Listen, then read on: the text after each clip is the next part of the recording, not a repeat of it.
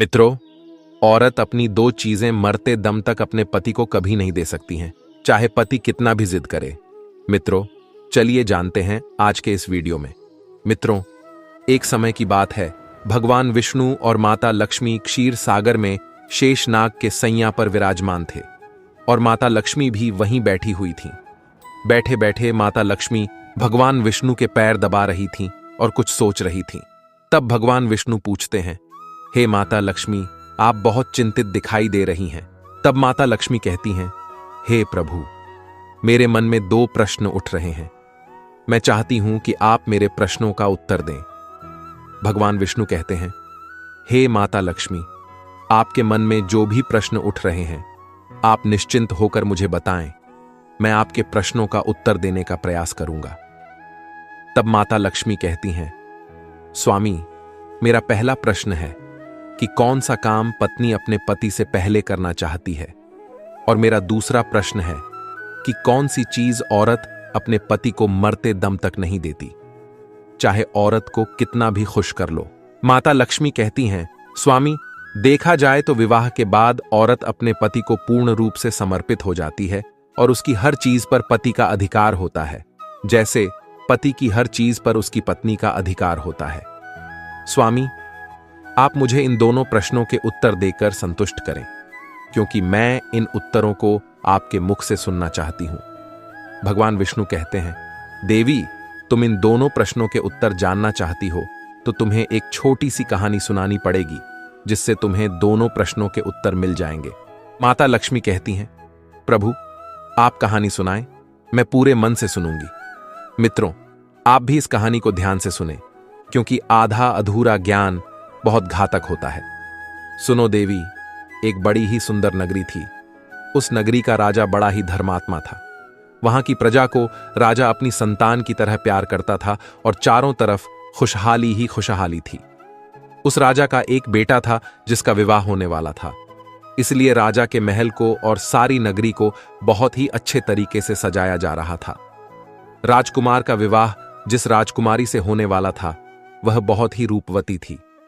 राजकुमार अपने कक्ष में लेटा हुआ राजकुमारी के बारे में सोच रहा था और सोचते सोचते अचानक से उसके मन में राजकुमारी से मिलने की इच्छा जागृत हो उठी। वह अस्तबल से सबसे तेज दौड़ने वाला घोड़ा लिया और घोड़े पर सवार होकर राजकुमारी से मिलने के लिए चल दिया। रास्ते में चलते चलते जब वह एक घने जंगल से गुजर रहा था तो उसे बहुत जोर से प्यास लगने लगी। राजकुमार पानी की तलाश में इधर उधर भटकने लगा और वहां उसे कोई जलाशय दिखाई नहीं दिया। उसने कई छोटे मोटे तालाब और नदियां देखीं, लेकिन संयोग से उनमें पानी नहीं मिला। घूमते घूमते उसे एक झोंपड़ी दिखाई दी। तब प्यास से व्याकुल राजकुमार उस झोंपड़ी के पास पहुंचा और वहां पहुंचकर उसे झोंपड़ी के पास में ही एक बावड़ी दिखाई दी। भगवान विष्णु ने कहा, हे देवी, इस तरह राजकुमार को बावड़ी दिखाई देने से उसके मन में आशा की एक किरण निकली और उसने सोचा कि शायद इस बावड़ी में पानी होगा। राजकुमार ने बावड़ी के नजदीक जाकर उसमें देखा तो उसे बावड़ी में पानी भरा हुआ मिला। पानी को देखकर राजकुमार को और भी जोर से प्यास लगने लगी। राजकुमार ने फटाफट बावड़ी से पानी निकाला और पानी पीने लगा। जब उसने पेट भरकर पानी पी लिया तो वह देखता है कि उस झोंपड़ी से एक बूढ़ा साधु निकलकर आया और वह साधु राजकुमार से कहने लगा, बेटा, कहीं तुमने इस बावड़ी का पानी तो नहीं पी लिया? और यदि तुमने इस बावड़ी का पानी पिया है तो तुमने बहुत बड़ी भूल कर दी है। यह बावड़ी एक महर्षि द्वारा श्रापित है और इस बावड़ी का पानी पीने से आदमी नरभक्षी बन जाता है। इसीलिए आज से तुम भी रात होते ही नरभक्षी बन जाओगे और उस समय जो भी तुम्हारे पास आएगा तुम उसका भक्षण कर लोगे। उस समय तुम यह नहीं सोचोगे कि यह मेरे माता पिता हैं या मेरे भाई बहन हैं या मेरे दोस्त रिश्तेदार हैं। उस समय तुम्हारे निकट आने वाला कोई भी पशु पक्षी या मनुष्य तुम्हारा भोजन हो जाएगा और तुम सबको मारकर खा लोगे। साधु के मुख से यह बात सुनकर राजकुमार बहुत दुखी हुआ और डर गया और कहने लगा, हे साधु बाबा, मैंने तो इस बावड़ी का पानी पी लिया है और मैं इस बावड़ी का पानी पीकर बहुत बड़ा अनर्थ कर चुका हूं। अब मैं रात में नरभक्षी बन जाऊंगा। इससे न जाने कितने निर्दोष मनुष्यों को मैं अपना आहार बनाऊंगा। जिसमें मेरे अपने भी शामिल हो सकते हैं। तब राजकुमार साधु बाबा से हाथ जोड़कर बोला, हे बाबा, क्या इस श्राप से मुक्त होने का कोई उपाय नहीं है? और अगर नहीं है तो मैं अपने आप को ही खत्म कर लूंगा, ताकि मैं दूसरों निर्दोष मनुष्यों को मारकर अपना भोजन न बनाऊं। तब वह साधु बाबा कहने लगे, बेटा, इस श्राप से मुक्त होने का उपाय तो है, यदि तुम कर सको तो। तब राजकुमार ने कहा, हे बाबा, इस श्राप से मुक्त होने के लिए मैं कुछ भी कर सकता हूं। मैं कठिन से कठिन काम करने के लिए तैयार हूं, आप बताइए। तब वह साधु बाबा कहने लगे, बेटा, यहां से 3 कोस दूरी पर एक बहुत बड़ा पहाड़ है और उस पहाड़ पर हरे भरे पेड़ पौधों से भरा हुआ जंगल है। उस पहाड़ पर काया पलट नाम की जड़ी बूटी है। यदि तुम उस जड़ी बूटी का रस निकालकर पी लोगे तो तुम इस भयंकर श्राप से मुक्त हो जाओगे। लेकिन ध्यान रखना कि रात होते ही तुम किसी एकांत स्थान पर जाकर छिप जाना, क्योंकि यदि तुम मनुष्यों की बस्ती में गए तो न जाने कितने निर्दोष मनुष्य तुम्हारा आहार बन जाएंगे। भगवान विष्णु कहते हैं, देवी। फिर राजकुमार ने उस साधु बाबा से कहा, ठीक है बाबा, मैं इस बात का पूरी तरह ध्यान रखूंगा। इतना कहकर राजकुमार उस कायापलट औषधि को ढूंढने के लिए चल दिया। माता लक्ष्मी भगवान विष्णु से कहती हैं, स्वामी, मुझे समझ में नहीं आ रहा कि आप मेरे प्रश्नों का उत्तर किस प्रकार दे रहे हैं। भगवान विष्णु ने कहा, देवी, धैर्य रखिए, आपको आपके प्रश्नों के उत्तर इसी कहानी में मिलेंगे। आप इस कहानी को ध्यान से सुनती रहिए। उधर राजकुमार बहुत चिंतित होते हुए उस पहाड़ की तरफ बढ़ रहा था। वह औषधि वाला पहाड़ वहां से काफी दूर था और इधर अंधेरा भी होने लगा था। राजकुमार ने सोचा, अब आगे का रास्ता मैं कल सुबह सूर्योदय के बाद ही तय करूंगा। पहले मैं किसी एकांत स्थान पर जाकर रात गुजार लेता हूं। यदि मैं नरभक्षी बन गया तो मेरे द्वारा कई निर्दोष मनुष्यों की जान चली जाएगी। राजकुमारी से मिलने का विचार अपने मन से निकाल चुका था, क्योंकि वह जानता था कि इस अवस्था में राजकुमारी से मिलना भी उसके लिए ठीक नहीं है। भगवान विष्णु कहते हैं, देवी, वह राजकुमार गांव और नगरों को बचाता हुआ जंगल की तरफ चला गया, जहां पर किसी भी मनुष्य के आने जाने का रास्ता नहीं था, और उसने खुद को एक पहाड़ की गुफा में बंद कर लिया। इधर काफी रात हो चुकी थी और वह राजकुमार नरभक्षी बनने वाला ही था। जिस गुफा में उसने खुद को छिपाया था, उसी गुफा में एक बड़ा ही खूंखार शेर रहता था, और वह शेर आए दिन लोगों की जान लिया करता था। चारों तरफ उस शेर को देखकर डर और दहशत फैली हुई थी। जब वह राजकुमार गुफा के अंदर पहुंचा तो वह खूंखार शेर गुफा के अंदर बैठा हुआ मिला। शेर ने जब राजकुमार को देखा तो मन में बड़ा खुश हुआ कि आज मेरा शिकार मेरे ही घर में बिना मेहनत किए मिल जाएगा। आज मेरा शिकार मेरे पास खुद चलकर आया है। शेर घूरता हुआ राजकुमार पर झपटकर उसे खाने ही वाला था। तभी राजकुमार पर शराब का असर होने लगा और बस क्षण भर में ही राजकुमार नरभक्षी पिशाच के रूप में बदल गया। शेर ने देखा कि यह तो कोई मुझसे भी अधिक खूंखार जानवर है, और वह डरकर अपने आप को छिपाने के लिए जगह ढूंढने लगा। नरभक्षी राजकुमार भी शेर को देखकर उस पर टूट पड़ा और थोड़ी ही देर में उसने शेर को मारकर खा लिया। भगवान विष्णु कहते हैं, देवी, इस प्रकार राजकुमार ने नरभक्षी के रूप में रात उस गुफा में बिताई और सूर्यदेव होते ही वह अपने असली रूप में आ गया। राजकुमार उस गुफा से निकलकर आगे का रास्ता तय करने लगा। तभी गांव के कुछ लोगों ने देखा कि यह युवक तो उस दिशा से आ रहा है जिस दिशा में वह आदमखोर शेर रहता है। लोगों को उसे जीवित देखकर बड़ा आश्चर्य हुआ और सब लोग पूछने लगे, अरे भाई, तुम कौन हो और इधर कहां से आ रहे हो? इधर तो एक खूंखार शेर रहता है जो लोगों को मारकर खा जाता है। तुम भला जीवित कैसे बचकर आए?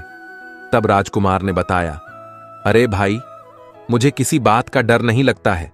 जिस शेर की बात कर रहे हो वह तो उस गुफा के द्वार पर मरा हुआ पड़ा है और मैंने उसे मार डाला है। राजकुमार की बात सुनकर गांव वालों को बड़ा आश्चर्य हुआ और वे सब इस बात की जांच पड़ताल करने के लिए गुफा के पास गए तो देखा सचमुच वह शेर मरा हुआ पड़ा था। यह देखकर लोगों के मन में शेर को लेकर दहशत समाप्त हो गई और पूरे राज्य में इस बात की खबर फैल गई कि एक साधारण व्यक्ति ने उस शेर को मार डाला है। जब यह खबर वहां के राजा को पता चली तो राजा राजकुमार को मिलने के लिए अपने राजमहल में बुलाता है और उससे कहता है, हे नौजवान, तुमने उस शेर को मारकर हमारे राज्य की प्रजा को निर्भय कर दिया है, इसलिए मैं तुम्हारी वीरता और साहस से बहुत खुश हूं। तुमने मुझे बहुत बड़ी प्रसन्नता दी है। इस खुशी में मैं तुम्हें एक उड़न खटोला इनाम के तौर पर देता हूं। राजा ने कहा, यह उड़न खटोला तुम्हें पल भर में यहां से वहां पहुंचा देगा। राजकुमार ने वैसा ही किया।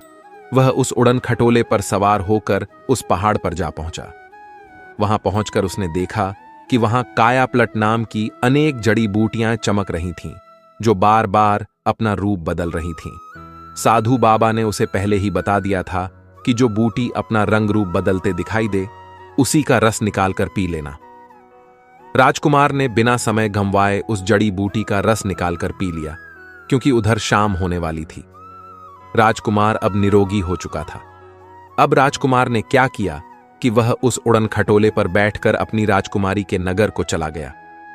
वहां पहुंचकर वह अपनी राजकुमारी से मिलता है और राजकुमारी भी अपने राजकुमार से मिलकर बड़ी खुश होती है। उधर राजकुमार ने अपने नगर में खबर भेज दी कि आप बारात लेकर आ जाओ, मैं अपने ससुराल पहुंच चुका हूं। इधर राजकुमार की बारात आ जाती है और अगले दिन उसका राजकुमारी के साथ बड़े ही धूमधाम के साथ विवाह हो जाता है और वह अपने नगर को वापस लौट आते हैं। दोनों ही बड़े आनंद के साथ रहने लगते हैं और कुछ दिनों के बाद राजकुमार के घर में एक पुत्र का जन्म होता है। पुत्र की खुशी में राज परिवार में जश्न मनाया गया, प्रजा में मिठाइयां बांटी गईं। इधर माता लक्ष्मी ने भगवान विष्णु से पूछा, प्रभु, आपकी लीला मुझे तो समझ में बिल्कुल भी नहीं आई। मेरे 2 प्रश्नों का उत्तर देने के लिए आपने मुझे एक राजकुमार की पूरी कहानी सुना दी, लेकिन उत्तर अभी तक नहीं मिला। तब भगवान विष्णु कहते हैं, देवी, अब बहुत ही जल्द तुम्हारे प्रश्नों के उत्तर मिलने वाले हैं। फिर भगवान विष्णु कहते हैं, एक दिन उस राजकुमार के राज्य पर शत्रु देश ने आक्रमण कर दिया। तब राजकुमार अपने दुश्मनों से लड़ने के लिए युद्ध क्षेत्र में जाता है। उड़न खटोले की सहायता से राजकुमार ने अपने दुश्मन की सेना में खलबली मचा दी, परंतु उसी युद्ध में राजकुमार को भी तीर लग जाता है और उसकी मृत्यु हो जाती है। जब राजकुमार की मृत्यु हो गई तो सभी लोग उसे अर्थी पर रखकर श्मशान में ले जाने लगे। तब उसकी पत्नी वहीं पर खड़ी होकर जोर जोर से रो रही थी। राजकुमार के सभी परिवार वाले उसे कंधा दे रहे थे और उसे श्मशान की ओर ले जा रहे थे। भगवान विष्णु ने कहा, हे देवी, यह वही चीज है जो स्त्री अपने पति को नहीं दे सकती और पति जो स्त्री को दे सकता है। हमारे धर्म की यही परंपरा है कि पति की मृत्यु के बाद स्त्री उसे कंधा नहीं दे सकती और न ही उसे श्मशान में साथ ले जा सकती है। भगवान विष्णु कहते हैं, हे देवी, तुम्हारा दूसरा प्रश्न था कि स्त्री कौन सा काम पति से पहले करना चाहती है, तो इसका उत्तर सुनो। सुहागिन स्त्री कामना करती है कि उसकी मृत्यु उसके पति से पहले हो जाए, ताकि उसका पति उसे कंधा दे सके, उसे मुखाग्नि दे सके और उसका तारण हो सके। वैसे भी पति के मरने के बाद स्त्री के जीवन का कोई महत्व नहीं रह जाता। पति के बिना उसका जीवन जीवन नहीं रहता। कहते हैं, पति के बिना एक स्त्री की कोई गति नहीं होती। एक पुरुष के बिना स्त्री का जीवन बड़ा ही कष्टकारी होता है। वे स्त्रियां बड़ी भाग्यशाली होती हैं जो पति से पहले मृत्यु को प्राप्त हो जाती हैं और पति के हाथों अंतिम संस्कार होने का सौभाग्य प्राप्त करती हैं। अगर यह कहानी आपको अच्छी लगी तो चैनल को सब्सक्राइब और वीडियो को लाइक करके ही जाना।